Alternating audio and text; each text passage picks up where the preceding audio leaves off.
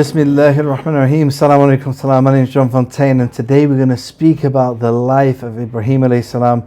We're going to cover part of his life in this video, and we're going to cover the last part of his life when he built the Kabba and the pilgrimage in a separate video, inshallah. But today we're going to speak about some of the tests of Ibrahim and also his da'wah, subhanAllah. He has a very important life with so many lessons, and this is why, subhanAllah, he is named the Khalil of Allah, the friend of Allah, because he is the one, he was tested so much, and he had so much love for his family, not only his immediate family, but his whole progeny and his lineage. He was always making dua for his progeny, and subhanAllah, Allah blessed him with righteous progeny full of prophets. You know, starting with Ishaq, with Ismail and Ishaq and Yaqub, and all the lineage of Yaqub and the 12 tribes, including Musa and Harun, Dawood and Suleiman and Zakaria, Yahya, Isa, many of the prophets, all through the lineage of Ibrahim, including the final prophet Muhammad sallallahu alaihi wasallam. So today we're going to look at some of the life tests of Ibrahim, so we can learn more about him and love him and appreciate him and understand why Allah has chosen him. That in our salah, our daily salah, every single salah, we're making dua for him and his progeny and his people, subhanAllah. So to begin with, we look at the life of Ibrahim. When he was very young, he was born into a family that worshipped idols. There was a pagan family. They lived in Mesopotamia, in this area, where people were worshipping statues, subhanAllah. And there was all types of paganism at that time. Some people would worship the sun or the stars or the moon. Some people would worship statues. There was many different types of paganism. And Ibrahim alayhi salam, subhanAllah, his family were worshipping idols. And so from a very young age, he started to question his father. Father, why do you worship something that cannot see or hear? You know, so it can't benefit you. Why do you worship these things that can't benefit you? And Ibrahim started to question, because it didn't make sense. Because as we know, every human being is born on the fitrah. The fitrah is the innate belief. It's the belief that everyone's born believing in God. We're all born with the correct belief in God. Of course, we're not born with Islam, knowing about the Prophet Muhammad and the Quran. These things we have to learn later. But the basic concepts of Allah, that He's one, and the basic morality, we're born with this knowledge, subhanAllah. It's the fitrah. So Ibrahim had the correct belief, but he's looking at his father and his family, and he's thinking, why are you worshipping statues? It doesn't make sense. They can't harm you, they can't help you. What's the point? So subhanAllah, he continued to question his father. And then Allah inspired Ibrahim. Allah started to inspire Ibrahim and gave him a type of revelation. And eventually gave him also the Suhuf of Ibrahim. So Allah gave him good arguments. He gave him good rational arguments. So Ibrahim, it's mentioned in the Quran that Ibrahim started to give some dawah techniques. He said to his father and his people, he said, oh, I'm going to worship the stars. Subhanallah. Now many Muslims actually misunderstand this. They think that Ibrahim actually worshipped the stars, that he didn't know who his God was. This is totally wrong. The correct meaning is that Ibrahim was using this to try to show his people how ridiculous idol worship is. So Ibrahim said, I'm going to worship the stars. And then of course the stars disappear. Then Ibrahim said, how can I worship the stars when, they disappear? And then he said, I'm going to worship the moon. And of course the moon sets. And he says, how can I worship the moon when it sets? And the same with the sun. I'm going to worship the sun. And then of course the sun goes away. And Ibrahim says, how can I worship the sun? So Ibrahim says to his people, I'm going to worship the ones who created these things. Now think about it. Ibrahim's showing the different types of paganism at the time, that some people actually worship the stars and the moon and the sun. Now if you think about it, there is actually some benefit in the sun. It can give you heat, it gives you light. The moon gives you light, it gives you the time of the month. The stars can direct you on the way when you're traveling. But idol worship, worshipping statues, has absolutely no benefit. Of course, worshipping these things also has no benefit, but they do actually give some sort of benefit naturally, right? But subhanAllah, the worshipping a statue is absolutely ridiculous compared to this, right? So Ibrahim's showing his people, look, if there's no benefit in this, there's definitely no benefit in worshipping a statue. So subhanAllah, Allah continued to bless Ibrahim with good arguments, giving dawah to his people, and he continued to not only give dawah to his father, but also his whole tribe, subhanAllah. Eventually, his father got upset, and his father threatened to kill him.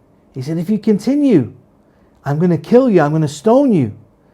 Now, subhanAllah, think about this. This is some of the tests that the new Muslims, the converts, go through, where they're rejected by their family members for simply wanting to worship and to practice the religion of God, subhanAllah. And Ibrahim went through the extreme test of this to the extent that his father threatened to kill him. Now, sometimes the odd time we have converts like that, but it's very rare that the family want to kill them. But Ibrahim, subhanAllah, his father really meant it. He said, I'll stone you to death, subhanAllah. So Ibrahim had had enough. He's like, I really want to show these people that this idol worship is ridiculous. So there was going to be a festival. At the time, there was going to be a festival where he knew all the people would be away and outside of the place where they worshipped the idols. So Ibrahim had a plan to destroy the idols.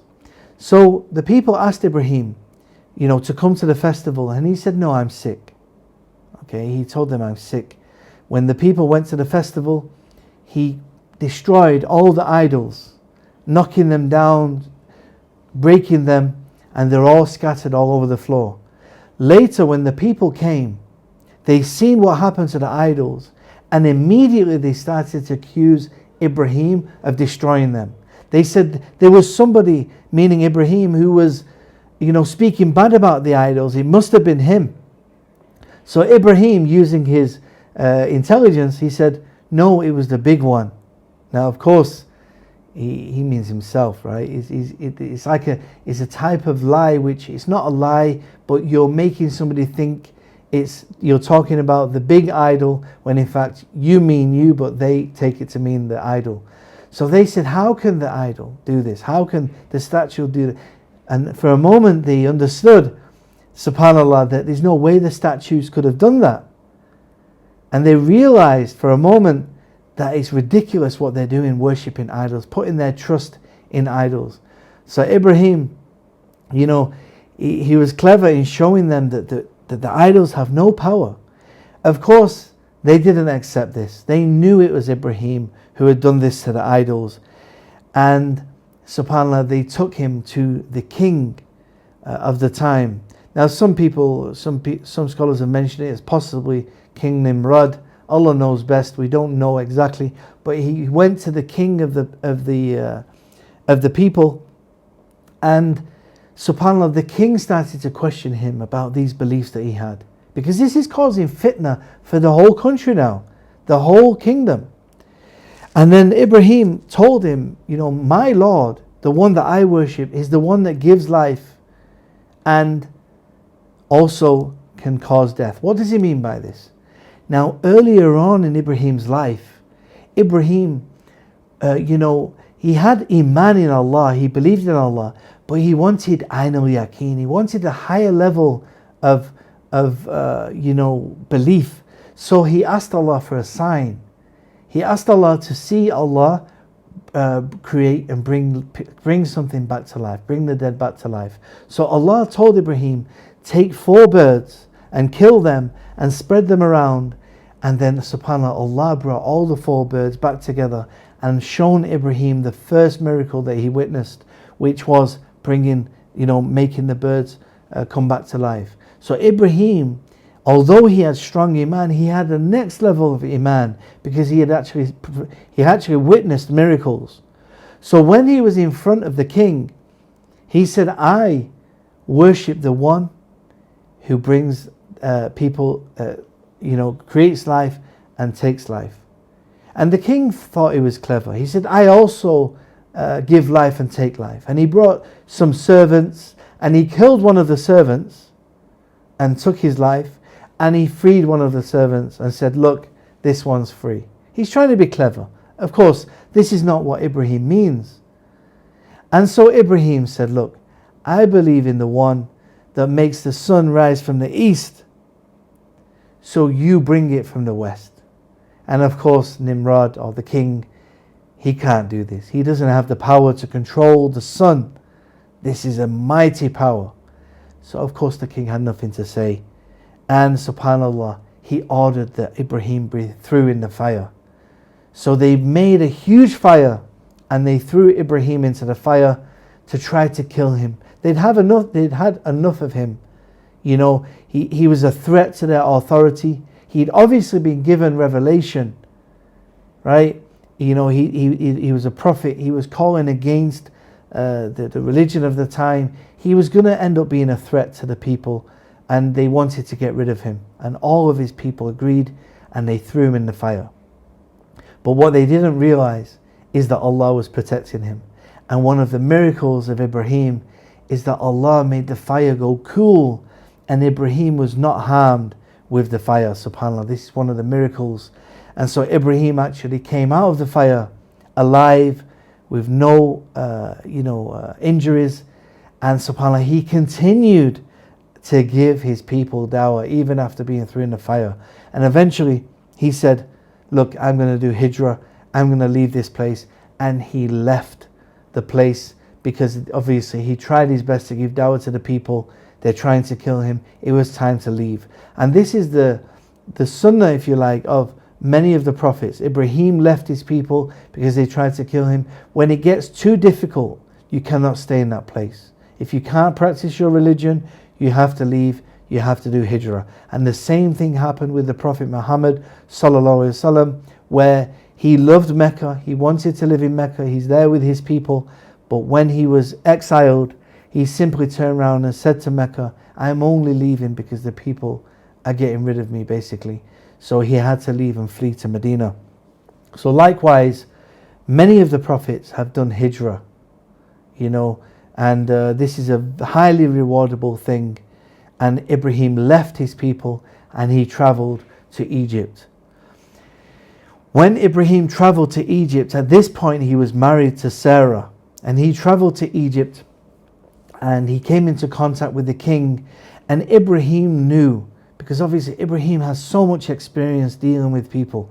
You know, he'd been giving dawah for many years, and he knew, because his wife was beautiful, that this king is going to try and take his wife. And he knew if the king knew Ibrahim was married to Sarah, that the king would kill Ibrahim. So Ibrahim told Sarah, I've told the king that you're my sister. Okay? You're my sister. SubhanAllah. So make sure you don't contradict that. And of course he means sister in Islam. Sister in belief, alright? So SubhanAllah, in this way, Ibrahim was sure that the king has no reason to kill Ibrahim.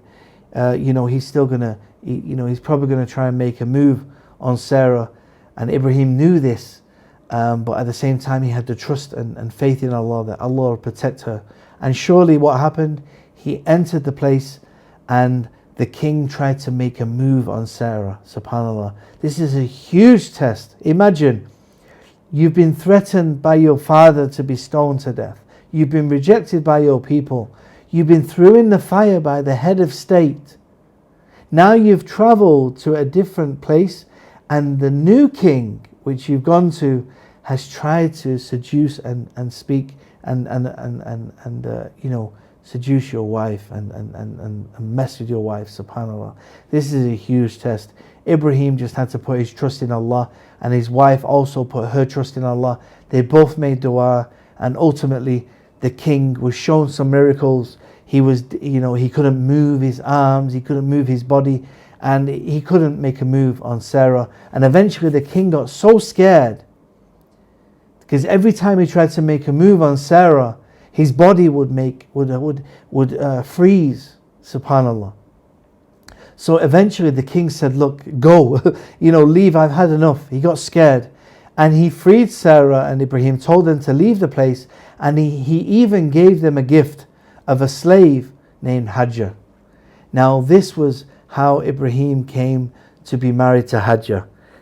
Hajjah was a slave girl that had been given as a gift from the Pharaoh of Egypt to Sarah. And Sarah and Ibrahim have been trying to have children for many years, and they've not managed to have children. And Sarah knew that Ibrahim wanted children. So subhanAllah, out of her love for Ibrahim and love for Islam, she said to Ibrahim, take my slave girl, marry her and have a child with her. So Ibrahim did. He had his first child with her, which was Prophet Ismail, who is of course the prophet, and the lineage of Prophet Muhammad, peace be upon him, comes from Prophet Ismail.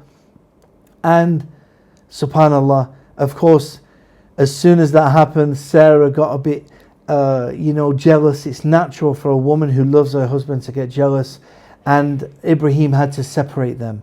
So Ibrahim left Sarah in one place, and he took Hajjah to modern day Mecca in the middle of the desert. Now at that time, subhanAllah, Hajjah,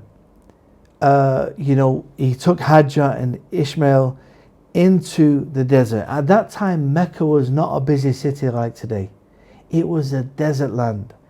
There was no AC, there was no water. It was a complete barren land, a very difficult place.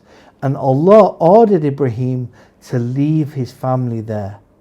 Imagine, subhanAllah, test after test. He just had one of his wives, one Pharaoh trying to mess with his wife, and now he's being told by Allah, leave your second wife in the desert with your son. Ibrahim had been longing for a son all these years, and now he's being told, leave your son in the desert. Surely they're going to pass away, But of course, Ibrahim trusted Allah. He left Hajjah, and even Hajjah acknowledged. She said to Ibrahim, has Allah ordered you to leave us? And he said yes. So Hajjah said, no problem, leave us here. And Hajjah also put her full trust in Allah, and this is where she started to run between the mountains of Safa and Marwa, which are the famous mountains in Mecca. Why was she running between the mountains? She was searching for water. SubhanAllah, there was no water well there, and she had the baby crying. She's running between the mountains looking for water, trusting in Allah, and eventually this is where the Zamzam water starts to give water. And the water was coming so fast that she says Zamzam, which means stop, stop. That's why it's called the Zamzam well. SubhanAllah, that it was coming so fast, the water, that she told it to stop. And she had now a water well, and this is the beginning of Mecca. They started to have a small community in that area, and we're actually going to speak about this in a lot more depth in a future episode in a few days, inshallah. But today I just wanted to reflect upon the early life of Ibrahim and the dawah and the hijrah and the test that he went through with his family, and subhanAllah, and hopefully this will give us more appreciation of Prophet Ibrahim alayhi salam, who he is, and subhanAllah, what he went through, and some of the lessons we can gain from his life. Next time we'll speak about Ibrahim. We'll speak about how he built the Kabba with his son and how he was tested with his son, and we'll speak about all that next time, inshallah. Join us next time, and for the rest of these times we're going to speak about more of the lives of the prophets. Jazakallah khair. Assalamu alaikum wa rahmatullahi wa barakatuh. لبيك لا شريك لك لبيك إن الحمد والنعمة لك والملك لا شريك لك.